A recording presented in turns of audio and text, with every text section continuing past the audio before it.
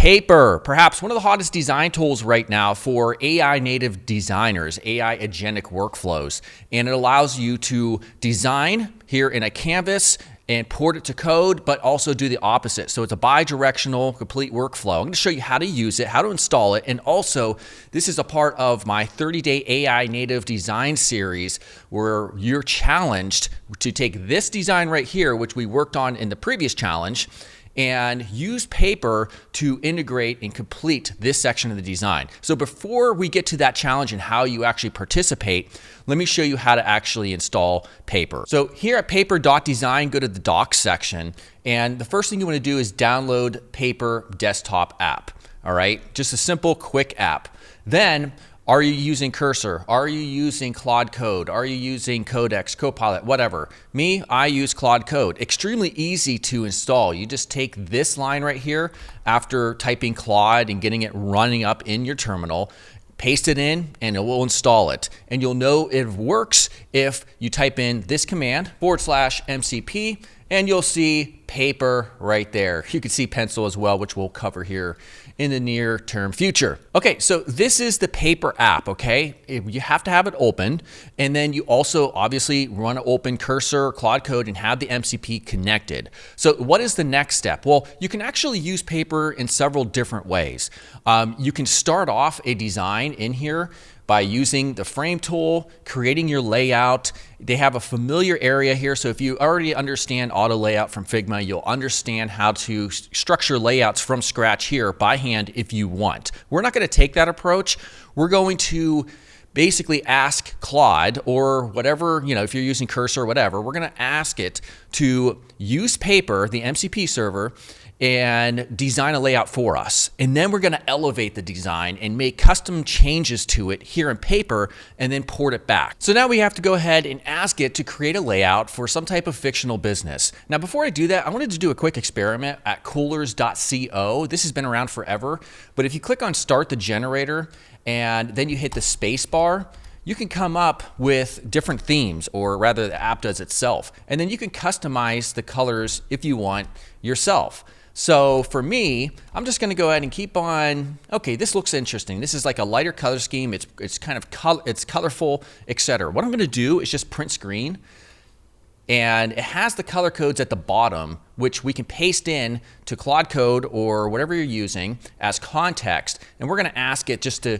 use these colors in order to create a layout when it creates a layout for some type of fictional business. So for the prompt, I'm actually gonna use the front-end design skill here in Claude Code. It usually produces better results, but if you don't get too specific with it, it'll usually produce a really cookie cutter result. So we'll see what it creates, and then we're gonna elevate that design in Paper. So the first thing I'll do is put / front end design, as you can see here. I believe it ships with Claude Code automatically right now, but if not, there is a video I'll link in the description that kind of shows you how to get this integrated as a skill. Now, / front end design, now I'm gonna specify the prompt. So here is a very short prompt. Use the Paper MCP server. This is very important to request that to design a modern SaaS layout for a fictional business that utilizes AI technology for quality assurance across product manufacturing. Sounds boring. It should be designed for desktop and have a nav bar and a hero section, and that's it. I want you to use the color scheme. The hex values are shown at the bottom of each color attached in the screenshot, which is right here. Now, you don't have to use all the colors, just ensure proper contrast and that it looks good. That is it. So I'm gonna go ahead and hit enter, and we'll start seeing it spit out information about accessing the Paper MCP server, and we can actually load up Paper and see what's happening in real time. Now, unfortunately, there's an issue on Windows 11 with my computer specifically where it does this flashing thing. I've already been in contact with the founder, told him about it. You probably will not run into this issue. Okay, and this is what it came up with. It's, in my opinion, pretty mid, and you can really kind of just tell that, hey, AI generated this for the most part. So we're gonna go ahead and use Paper to make adjustments to this design visually and then port it back over. So what am I gonna do? The first thing, I wanna increase this just a bit. Okay, give ourselves some white space over here. And next step, so it's like, okay, you have to get familiar with understanding, the layers over here. This section, you could see this layers over here, and we can see we have a hero section with 2 columns inside of it, left and right. I don't want that one. I just kind of want to have an area that's like this, that kind of takes out and just, it's a centered column section, and we're going to have an interesting section behind it. But first, all right, we want to take this and we're going to go ahead and center all the text and also increase the width of this. Now up here you can see we have width is set to auto. Now we can also have a fixed, we can have it fill the container, or we can have it fit content. So fit content is the same thing. Fill container, okay, so it's going to fill this available space in here, and then I'm going to go ahead and take this, and right here we could see it's already set up as a flexbox container with a gap of 32 between the elements. So if we, adjust this, you'll see how everything kind of flies apart. And I want to go ahead and make sure everything's kind of centered in that space. Now, everything isn't working perfect just yet because we have to make some other adjustments. So if things aren't behaving the way you expect, just keep on inspecting further. So for instance, this area, let's go ahead and center that. And again, I'm just clicking this center stuff. This is text, so we can center that text. Okay, so that's going good. This over here, let's go ahead and center this stuff, and then I will center this as well. All right, so I can right click and we can hit frame selection. That automatically worked. So you just have to be willing to experiment with, all these capabilities of the layout. And this is the same thing with Figma. Like, you have to understand how to work with the layout.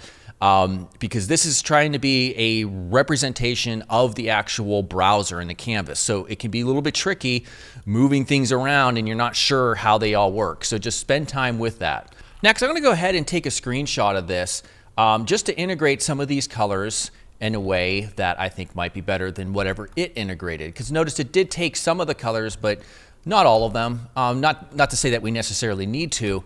But I just want to show you just the process of making some adjustments additionally here. So for instance, like if we want to have the header section to have a specific background color. So I'm going to take this fill right here, and we're going to use that very top one. It is FC6471. Okay, that looks ugly as heck because the text now is thrown off, right? So I'm going to take this area, selection colors. We're just going to make this white. We're going to make the black one white as well. And perhaps if we want to, we can take it, Control left click to select it, and then make it bold for that one. Okay. Spectral AI, I want to make this black, or I want to make that black part white. This, I really don't like the gradient. So yes, we obviously have gradient support here. Maybe I'll make this one light. This is just some type of generic weird logo, which, no big deal. I'm not too concerned about it. We'll move this over. Okay. And then finally over here, this contrast is terrible. So maybe we can make this white. This one can go black. And then this text right here, we'll make it light too. Okay. So as you can see, it's very quick and easy to make adjustments. Now, let's say, for instance, we want to take this background and add something cool, like some type of shader effect. So right over here, you click here, you can see shaders. This is one of the really cool things about this tool is we can create very interesting, unique shaders of some sort. So like, for instance, right here, this smoke ring. All right, let's try that. I'm going to click on it. Now, when you do this, it's going to add it into just another element into the DOM, the document object model. This is, front-end developer stuff that you may not have heard of before. This is where it kind of helps to have a technical background. So what we want to do is we want to make it position absolute right there. So when you do this, it kind of breaks outside of the convention box model, as it's called. And we can move this thing anywhere, although be careful because if you hover over certain things, it'll place it into it. Well, we want to put this and structure it so that it's at the very top left and right, and it fills out this entire hero section. So to do that up here, first we're going to put the X position at 0, and then the Y position at 0 as well. And then the width, we're going to make 100%, and the height, we're going to make 100%. Now, when we do this, we hide everything, right? Well, unfortunately, for some reason, there's no z-index that I can see here. Now, z-index is a CSS property on position absolute elements where you control the stack, the flow of it. Not the flow, but the order. It should be underneath all of this stuff. And so unfortunately, I don't see that as an option, but we can go ahead after we import it into Claude Code and back into our browser code, HTML and CSS, we can make that fix there.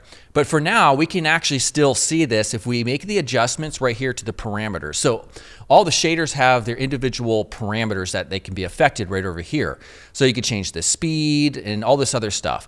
Now you can see right here, we have a fill that is black. Now, if we just change this to 0%, okay, so now we can see stuff behind it. We can't really see the foreground. Well, the foreground right here, let's just take this color and we'll grab our smoke ring. We're going to change the fill to that color. The foreground rather, to that color. Oh, okay. That still looks ridiculous, right? So let's change some of these other elements here. So we have scale, we have thickness. Oh, that's interesting. We have radius. So as you can see, I mean, this is so incredibly fun to play around with. So this actually kind of looks cool. I played around with it a little bit. Yeah, I'm kind of happy with it. Let's go ahead and experiment with a different shader though. What's really cool here is if we change any of these values right here to like 0% opacity, we can kind of see behind it. Now, of course, I don't want that to be the final end result in the browser, so we will use the z-index property once we can fix that there, because I do not see where I can adjust it here yet. All right, so I'm going to go ahead with this, and we'll see what it looks like after we can fix the z-index issue. So I think we'll go ahead and just use this one right here. So what we do is we select it in order to get this, back into Cursor or, Claude Code or whatever. And then we go back to our terminal. So here's what I'm going to say. Use the Paper MCP server to translate the selected design in Paper to working vanilla HTML, CSS, and JavaScript in an index.html file. Ensure that everything is translated perfectly. I've attached a screenshot of the shader settings to ensure you get it right. This part's important because I spoke with the founder, and right now it's not passing all the necessary information, at least for my initial tests, for shaders. Now let's go ahead and hit enter, and we'll see what it does. All right, and it's done. Here we go. Here it is. Now it's not 100% perfect reflection, especially the shader that you can see in the background. Mine looks a little bit different, kind of like larger, flowing lines. And what you would have to do is just kind of do a screenshot here. Make sure you're screenshotting the gradient settings and the mesh gradient settings or whatever you used, and try to get it to iteratively improve it. Now, I believe that this will be fixed very soon as they properly integrate the shaders and how the MCP handles translating that information. So now, what I want you to do is I want you to go to DesignCourse.com. It's linked here in the bottom to join up with the 30-day AI Native AI Designers Challenge Series. And I want you to use Paper. There's a 100% free account in order to finish this design right here. Now, this is the one that we worked on previously in the last challenge. And in this darker section that you can see right here, says your design here, I want you to use Paper using the same exact flow that we just did. Download the asset that's right here on the challenge page, which has this HTML that you see right here, and complete the design underneath using Paper. Is the challenge page here in Figma. You can reference this if you wish. You don't have to use it. But here's the instructions. Just create a free account, download the index.html asset on the challenge page, use Paper to finish the design in the empty space on the section of this right here. This is where your design goes. Like this. You can design it however you want, and you can say whatever you want. It just needs to be seamless. And then you're also free to do what you want next section, and you're free to integrate animation interactivity if you do. Upload a video capture for your submission, since our system can handle video uploads. And I'm really interested to see what you guys have. I'll be doing reviews of about 8 to 10 of them, like I've been doing for most of the challenge, video-based reviews. And we'll just see what you come up with. The future of design is really cool. We have a lot of these tools coming out now that are AI agentic workflows. Paper's one of them, Pencil's another, and we're going to see a lot more, I think. So we're going to see who comes up to the top. Could it be Figma? I don't know. We'll see. I'll see you all very soon. Goodbye.